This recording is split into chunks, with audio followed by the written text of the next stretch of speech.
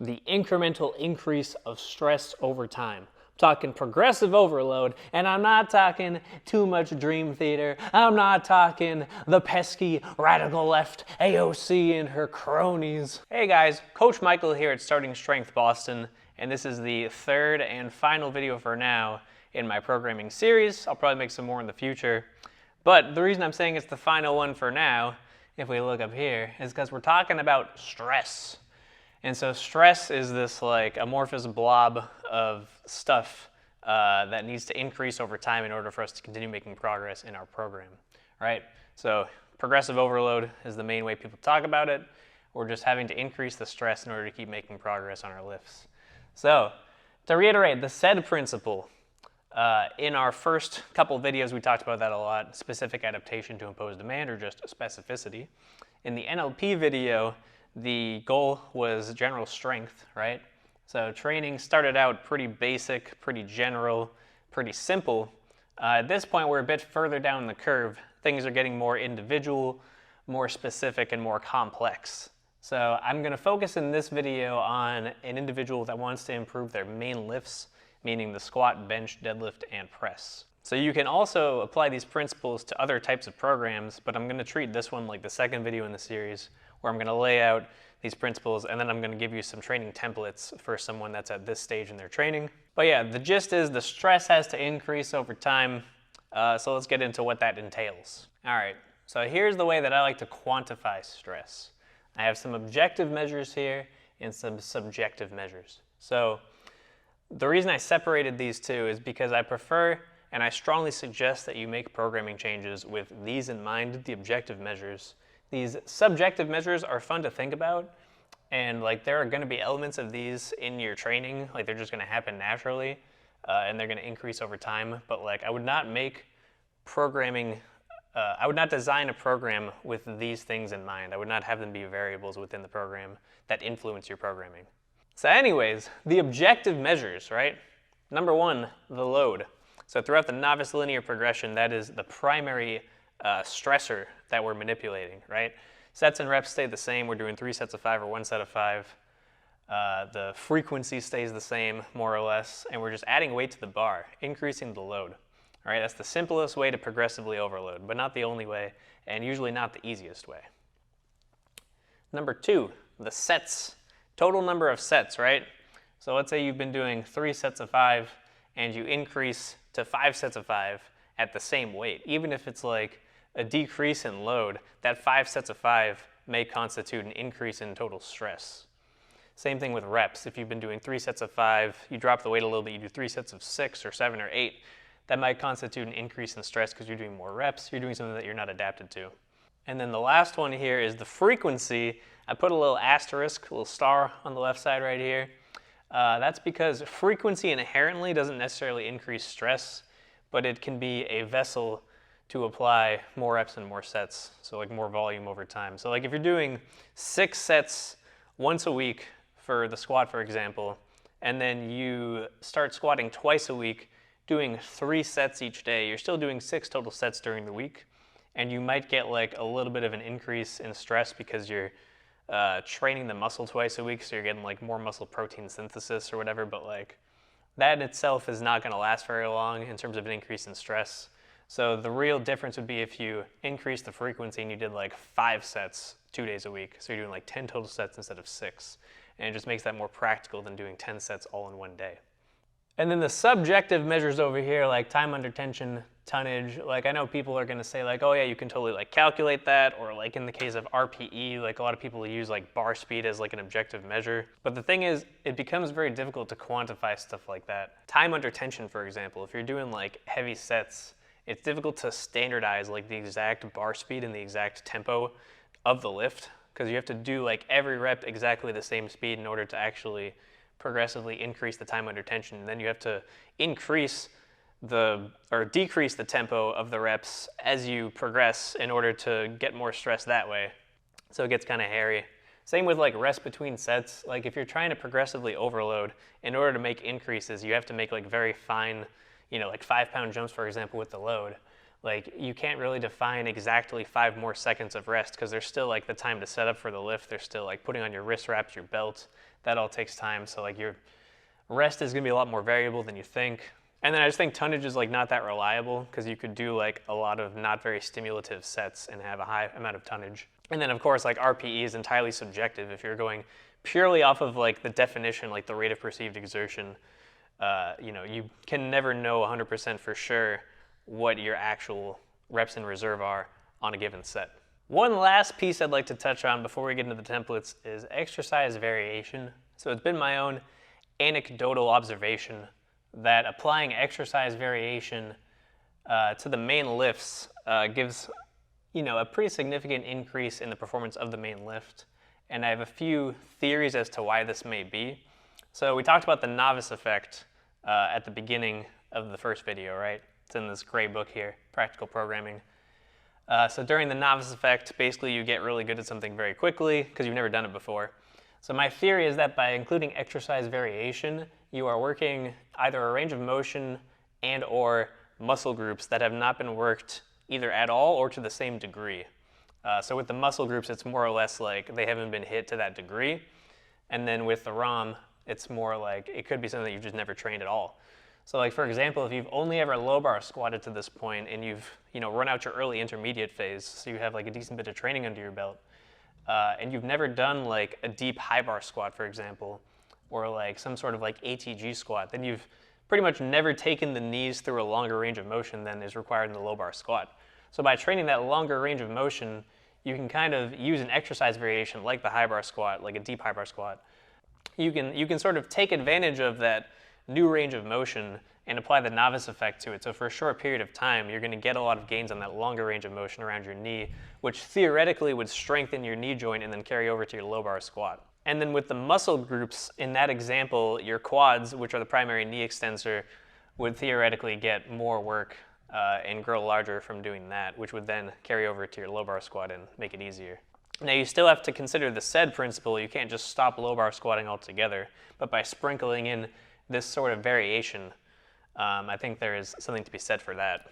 Oh, and then one last variable I forgot to mention, which I guess this could be applied to exercise variation, but doesn't need to be, is rep ranges, where I think you get this same sort of effect. Like if you've only ever done sets of 1 to 5, and then you implement sets of 8, I think you also get a little bit of the novice effect there, because you've never done a set of 8s, then you have a lot of ground to gain, and then by doing that, you get those adaptations as well, and you can apply that to the main lift. All right, so before we touch on these templates, there's one very important factor we got to touch on one more time: SRA, stress recovery adaptation. So in the NLP video, our SRA curve was 48 hours. In the late novice, early intermediate, it was about 5 to 7 days. Now at this point, our SRA curve is longer than 7 days. So I prefer to just jump straight to a once every 3 weeks sort of PR schedule. And so that's what we're going to touch on in this video today. Those two templates that I'm going to go through are both going to be under the assumption that our SRA curve is somewhere between 7 and 21 days, and we're going to use the full 21 days during the program. All right, so our first template right here is 5-3-1. And I'm not referring to the Jim Wendler 5-3-1, right? I'm talking about a cycling intensity day approach, which is outlined in this gray book right here. Now you can also do this with like triples, doubles, singles, so 3-2-1 alternating weeks. But I find that for most people, the weights are just too close together and it's not enough of an offset between the days. So it's just like too grindy and too tiring. And you really don't want to wind up like a bicycle, too tired. So in this example, I'm piggybacking off of the sort of template that we ran back in part 2. So the late novice, early intermediate phase. So we had 3 sets of 5 once a week for a little bit. Then we tapered down to 3 sets of 3 for a little bit. Then we had like 3 singles for a little bit. So these were the highest weights that we wound up at for each rep range. So the highest weight we wound up at for 3 sets of 5 was 275. The highest weight for 3x3 was 295, and the highest weight for 3 singles was 310. So the most simple way to beat this would be to add the load to each of these days and go back through.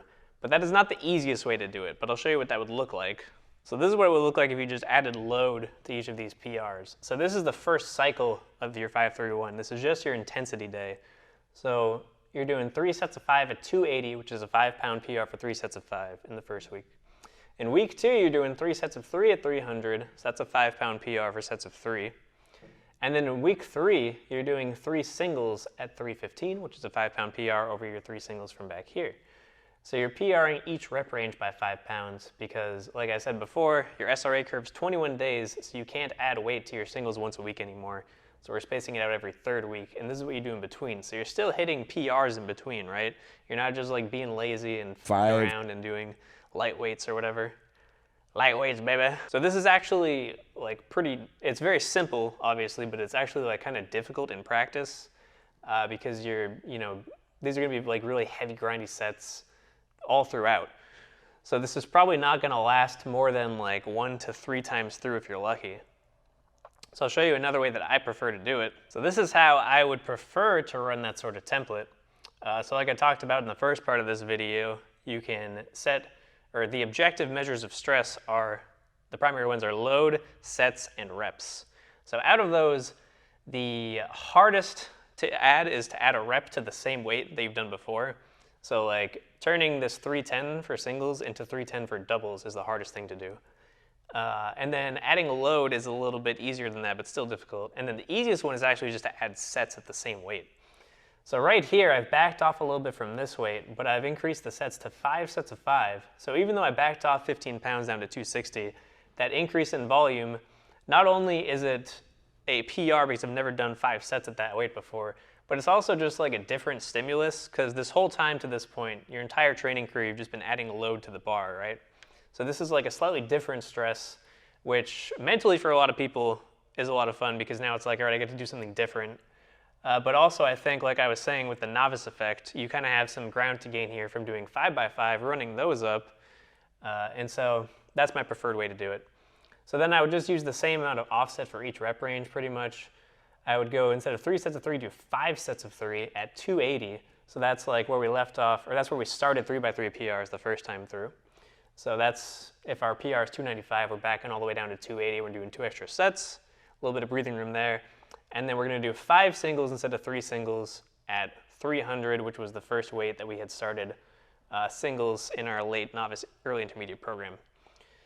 So by doing this, it's just a little bit easier to get all the reps in. It's a different stimulus. It's fun mentally. And so I prefer to do it that way. So then at this point, once you run this for like 4 or 5 cycles, which would be like 12 to 15 weeks, and that seems like a long time, but at this point, you're still only adding weight to the bar once every 3rd week. If you were to just add load, like I said, it's probably gonna last like it's gonna last like 1 to 3 weeks, then you're gonna go right to like a once every 6 weeks template. So like your PRs are already gonna be spread apart. This way you get to try something different, and then with all of the stress that you accumulate during those 12 to 15 weeks, you're gonna have more runway ahead once you get to this point. But essentially, you run your 5x5 up, and then once you hit a new load PR, you go back to 3x5. So you taper the volume down as the intensity is going up. Same thing with your 3x3. So once you hit the load PR, go back to 3x3, and then back to 3 singles. And then you can run those up until they start to get really grindy and you think you're gonna fail. Then you can repeat the process, go back to this weight, do 5x5, do 5x3, do 5 singles, and you can probably do that about twice through all in all. So that's going to give you a good amount of progress before you have to go to once every 6 weeks. And then from there, you can do like once every 12 weeks. That's the simplest way to space out the PRs. You just keep doubling the SRA curve, essentially. So it gives you a runway. So even though like at this point, when you start this, your SRA curve is probably like 8 days. If you just set up a 21-day cycle, you don't have to change anything until your SRA curve gets to 22 days. So it just keeps things simple, it keeps things more fun. There's less guesswork, less frustration overall. But yeah, that's 5-3-1, so let's touch on the next template that I'm gonna talk about, the legendary, the fabled conjugate system, RIP Louis. All right, so here's template number 2, the conjugate method.